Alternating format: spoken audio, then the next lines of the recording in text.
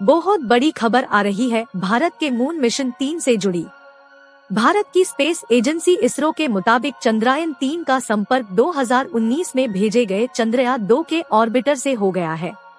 इसे बहुत बड़ी कामयाबी बताया जा रहा है, क्योंकि पिछले 4 साल से ये ऑर्बिटर चांद के चक्कर लगा रहा था। इसरो से दी गई जानकारी के मुताबिक जैसे ही चंद्रयान 3 का चंद्रयान 2 के ऑर्बिटर से संपर्क हुआ, उसने उसका स्वागत किया। मतलब अब इसरो के वैज्ञानिकों के पास चंद्रयान 3 के विक्रम लैंडर से संपर्क करने के 2 रास्ते हो गए हैं। न सिर्फ लैंडर विक्रम ने ऑर्बिटर का स्वागत किया, बल्कि ऑर्बिटर ने भी लैंडर से जुड़ने के संकेत दिए। चंद्रयान 2 का ये ऑर्बिटर पिछले 4 साल से चांद की कक्षा में घूम रहा है, और जब चंद्रयान 3 उसके करीब पहुंचा, दोनों का सफलता पूर्वक संपर्क स्थापित हो गया। इसरो की तरफ से ट्वीट करके इसकी जानकारी दी गई। इसरो ने ट्वीट में लिखा है, ऑर्बिटर ने लैंडर विक्रम से संपर्क स्थापित कर लिया है। वैज्ञानिकों ने बताया, दोनों के बीच 2 वे कम्युनिकेशन हुआ है। इसका मतलब लैंडर विक्रम के पास ऑर्बिटर से संपर्क करने के 2 रास्ते हो गए हैं।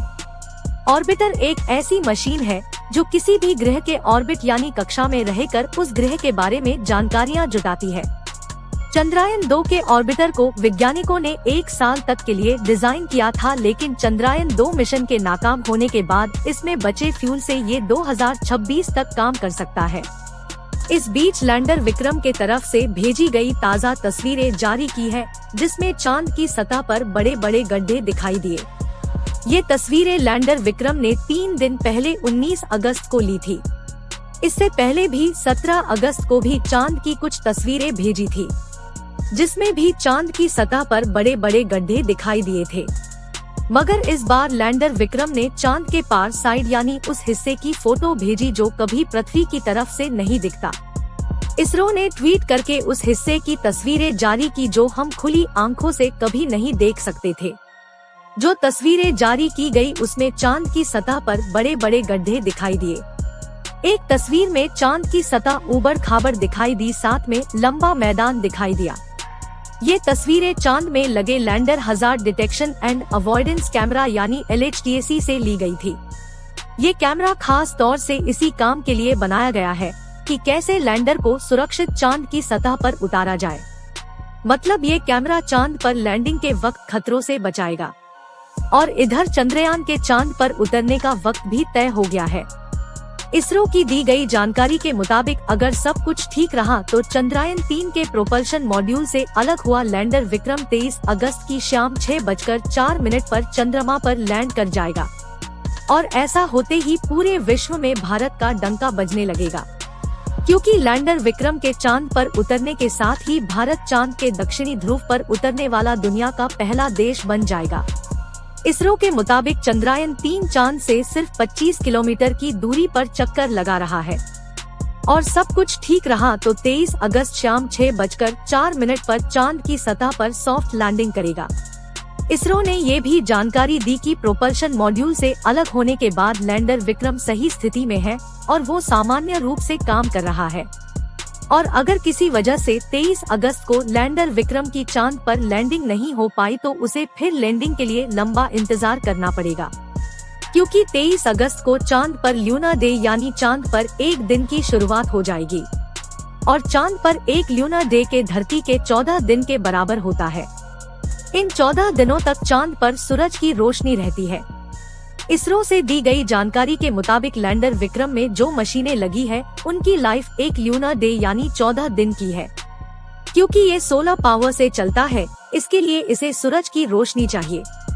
और अगर किसी वजह से लैंडर विक्रम 23 अगस्त को लैंड नहीं कर पाता है तो वो अगले दिन फिर से कोशिश करेगा। और अगर अगले दिन भी उसे कामयाबी नहीं मिलती है तो उसे 29 दिन मतलब लगभग 1 महीने का इंतजार करना पड़ेगा, जो एक ल्यूना डे एक लूनर नाइट के बराबर है। इसरो के वैज्ञानिकों के मुताबिक चंद्रयान 3 का प्रोपल्शन मॉड्यूल कई साल तक अंतरिक्ष में रहकर काम करता रहेगा, जबकि पहले ये बताया जा रहा था कि प्रोपल्शन मॉड्यूल 3 से 6 महीने तक ही अंतरिक्ष में काम करेगा और इस दौरान वो धरती से आने वाली रेडिएशन की जांच करेगा। जैसे कि आप सब जानते ही हैं, 17 अगस्त को लैंडर विक्रम को प्रोपल्शन मॉड्यूल से अलग किया गया था। उस दौरान उसकी लाइफ 3 से 6 महीने बताई जा रही थी, पर दोनों के अलग होने के बाद इसरो ने जानकारी दी 6 महीने नहीं बल्कि कई साल तक प्रोपल्शन मॉड्यूल अंतरिक्ष में काम करता रहेगा। 14 जुलाई को चंद्रयान-3 की लॉन्चिंग के दौरान प्रोपल्शन मॉड्यूल में लगभग 1700 किलो फ्यूल था। इसके बाद प्रोपल्शन मॉड्यूल के जरिए ही 5 बार पृथ्वी की ऑर्बिट बदली गई और 6 बार इंजन ऑन किया गया। इस दौरान 1546 किलो फ्यूल खत्म हो गया, मतलब प्रोपल्शन मॉड्यूल में लगभग 150 किलो फ्यूल बचा है और बचे हुए फ्यूल से इसरो ने दावा किया कि वो कई साल तक अंतरिक्ष में रहकर काम कर सकेगा। हालांकि अभी पूरी दुनिया की नजर चंद्रयान-3 की चांद पर सॉफ्ट लैंडिंग पर है, पर इस मिशन की पूरी कामयाबी रोवर प्रज्ञान पर टिकी है। ये रोवर अभी लैंडर विक्रम के अंदर है, जो 25 किलोमीटर की दूरी पर चंद्रमा का चक्कर लगा रहा है।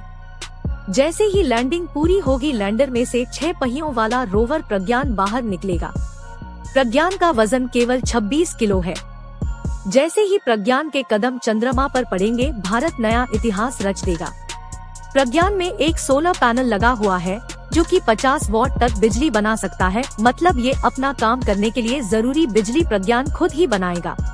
फिर इसमें लगे नेविगेशन कैमरे और सेंसर काम करना शुरू कर देंगे, जिसके जरिए चांद की छोटी से छोटी जानकारी सीधा इसरो को मिलेगी। तो ये थी आज तक की सारी अपडेट चंद्रयान-3 की। आपको वीडियो कैसे लगी कमेंट करके जरूर बताएं, और अगर आप चैनल पर नए हैं तो चैनल को सब्सक्राइब करना ना भूलें। धन्यवाद।